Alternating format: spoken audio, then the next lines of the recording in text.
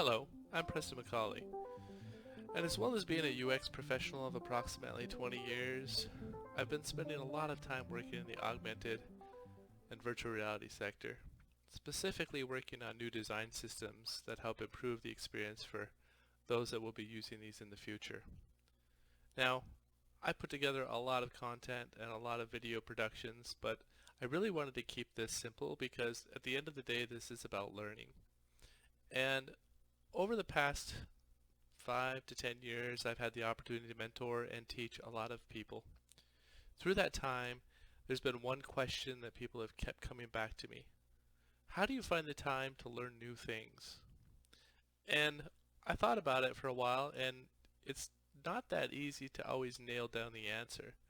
But there is a surefire approach that I've been taking over the last who knows how many years to continue to stay ahead of the industry. And that's been one of my main objectives is to personally, I like to stay 5+ years ahead of it. I tell people that when I meet them in person. That requires a lot of research and a lot of understanding where things are headed and what is exciting and what people are going to like. This doesn't always necessarily mean picking up on something that already exists, but what it does mean is there needs to be some time set aside each week to learn something new. So that being said, this is really what this is about.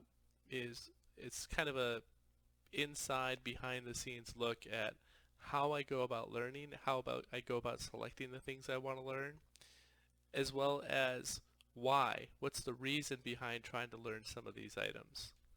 So to begin with, I kind of wanted to just get you familiar with that.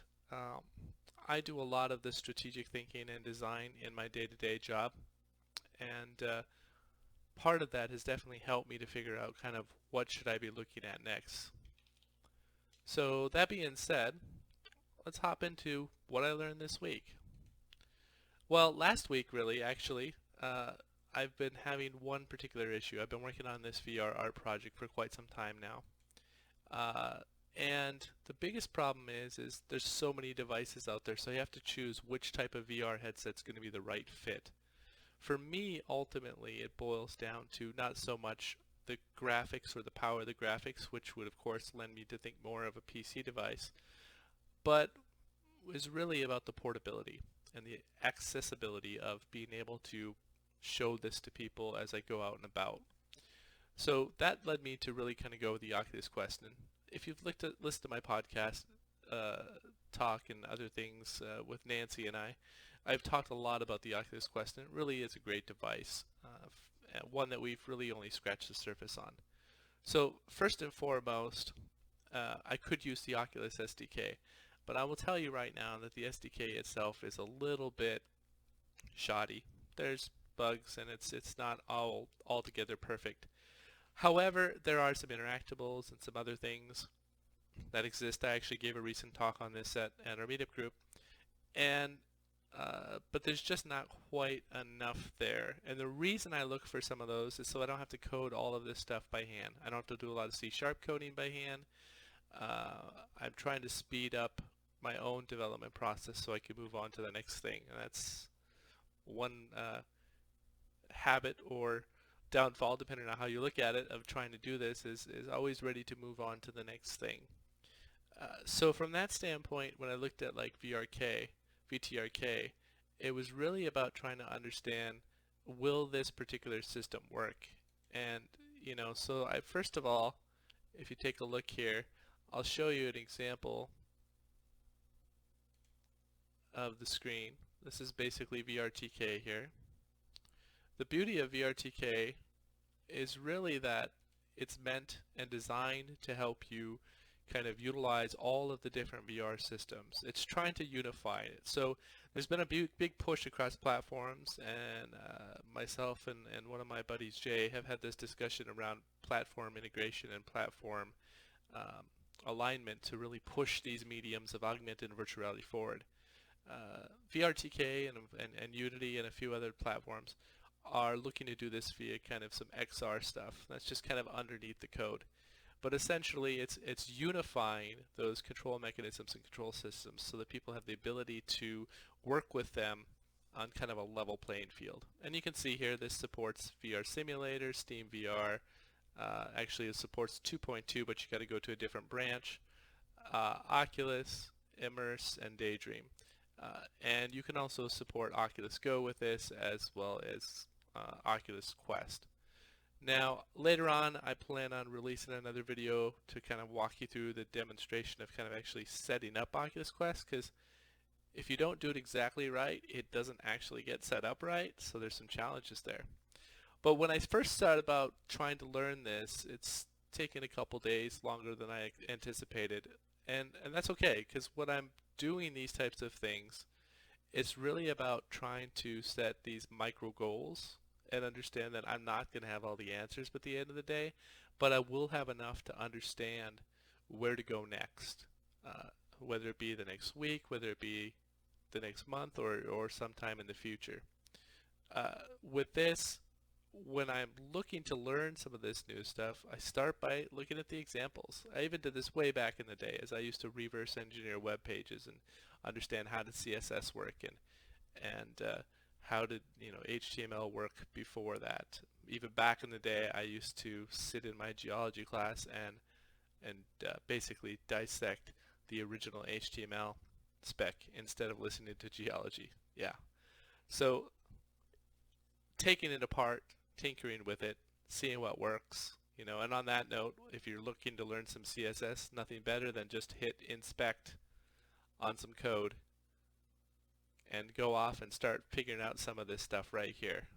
Just a side note. So I usually set like a period of time for when I'm going to try and do some of this, but I'm also pulling from kind of what's driving me for a particular thing. In addition to working with VRTK this week, I spent a lot of time, as you might have seen, with some of my examples, specifically working on a lot about ARFoundation. And much like VRTK is meant to kind of integrate some of that, ARFoundation integrates ARKit and ARCore together.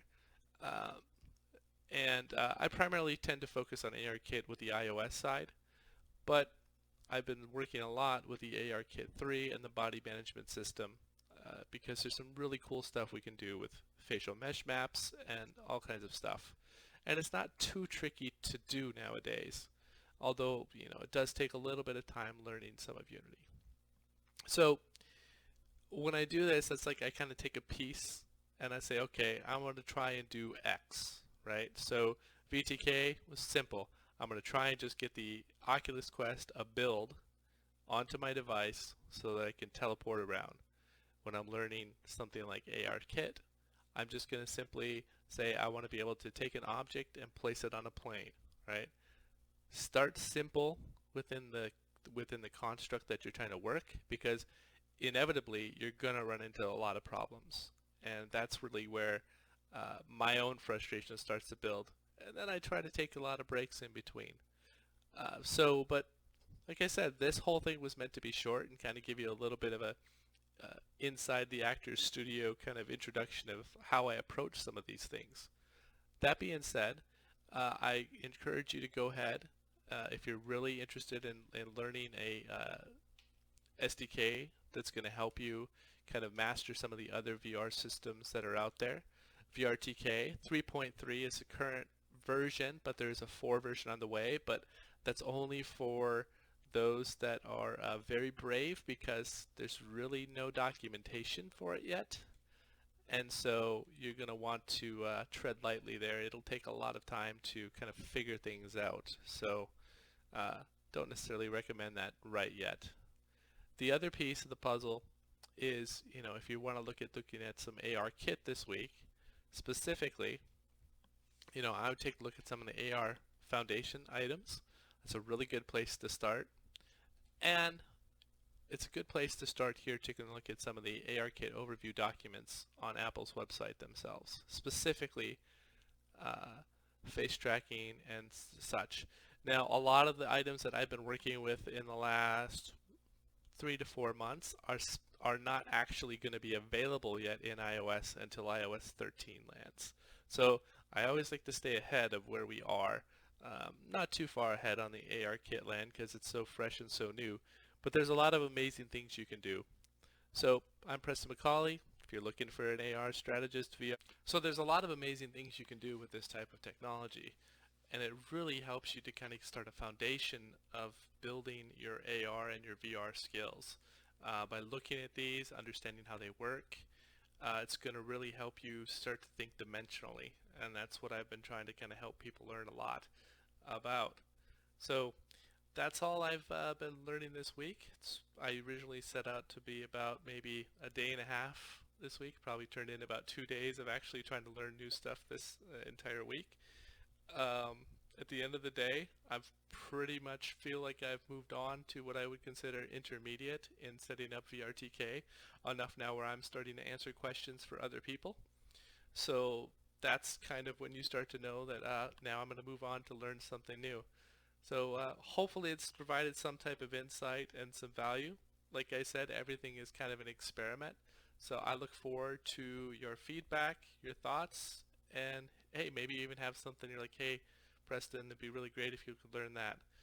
If you need any help on AR, VR, UX strategy, you can reach out to me. That's pretty much what I do in my day-to-day business, as well as create things that I just dream up in the middle of the night. So have a great day.